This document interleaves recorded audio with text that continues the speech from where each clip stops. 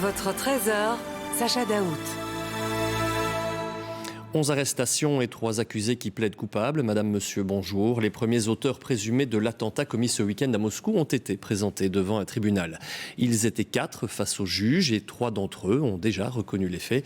On retient aussi de cette audience l'état physique des terroristes présumés, manifestement malmenés pendant leurs premières heures de détention. Ludovic Deslandes et Philippe Antoine. Derrière une vitre dans cette salle d'un tribunal de Moscou, voici les 4 suspects de l'attaque de vendredi soir, dont l'un sur une chaise roulante. Tous ont le visage tuméfié. L'un a même un énorme pansement à l'oreille droite. Il est question d'une séance de torture dont les images ont circulé ce week-end sur les réseaux sociaux. Devant le tribunal hier soir, 3 des 4 hommes ont plaidé coupables. Accusés de terrorisme, ils encourent la prison à perpétuité. En attendant la date définitive du procès, le tribunal a ordonné la détention provisoire jusqu'au 22 mai, tout en laissant la possibilité de prolongation.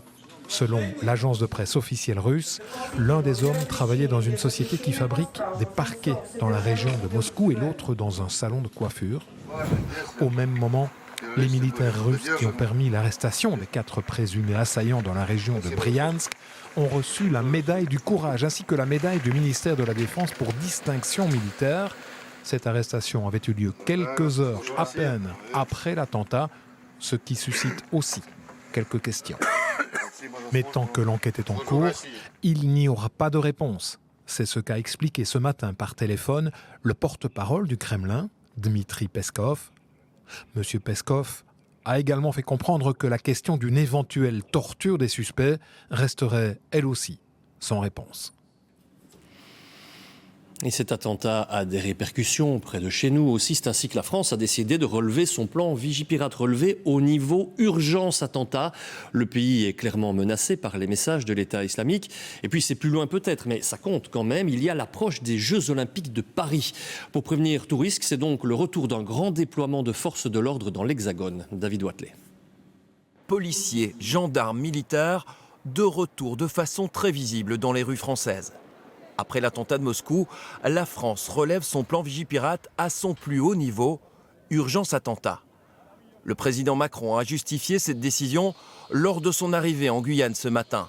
En cause surtout, les menaces sur le sol français par le groupe État islamique, groupe qui a revendiqué les attentats de Moscou. Ce groupe particulier qui est impliqué, semble-t-il, dans cet attentat, avait conduit ces derniers mois plusieurs tentatives sur notre propre sol. Et donc, compte tenu de ses ramifications et de ses intentions, par mesure de précaution, mais avec des éléments crédibles et solides, de décider de hausser la posture de Vigipirate. Vous vous souvenez que nous l'avions réduite en début d'année. Concrètement, pour les Français, ce plan prévoit des contrôles d'accès dans les bâtiments publics, avec des fouilles de sacs plus systématiques. Renforcement également des surveillances dans les gares, les aéroports ou les lieux de culte. Un plan exceptionnel limité dans le temps, mais les Français vont devoir se réhabituer à voir les patrouilles circuler. À quelques mois des Jeux Olympiques de Paris, la pression est en tout cas maximale pour les services de sécurité français. Il nous a semblé que tout cela méritait un développement complémentaire. Alors on se rend à Paris pour évoquer cette situation inquiétante. Nous avons pu joindre Adeline Percept avant ce journal. La question était simple. L'état d'esprit en France, quel est-il ? Est-ce qu'on est rassuré de voir l'armée arriver ou est-ce qu'on est plutôt inquiet à cause de la menace qui pèse ? Le plan vigilance attentat est le niveau maximal de prévention, un niveau avec lequel les Français vivent très régulièrement. Ce degré de vigilance avait été suspendu seulement au mois de janvier. Concrètement, qu'est-ce que ça change ? Eh bien, 7000 militaires de la force Sentinelle vont renforcer les rangs de la police et de la gendarmerie sur le terrain.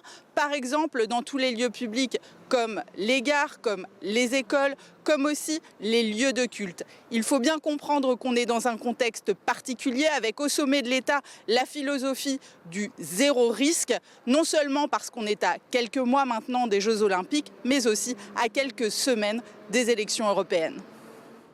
Voilà pour ces précisions depuis Nancy et pas de Paris, comme je vous l'ai dit erronément. Petite précision, cela dit supplémentaire et bien utile derrière tout ça. La Belgique n'envisage pas pour l'instant d'augmenter son niveau de risque. On reste à 3 sur une échelle de 4. Notre pays ne fait pas, dit-on, l'objet de menaces fortes et précises en ce moment.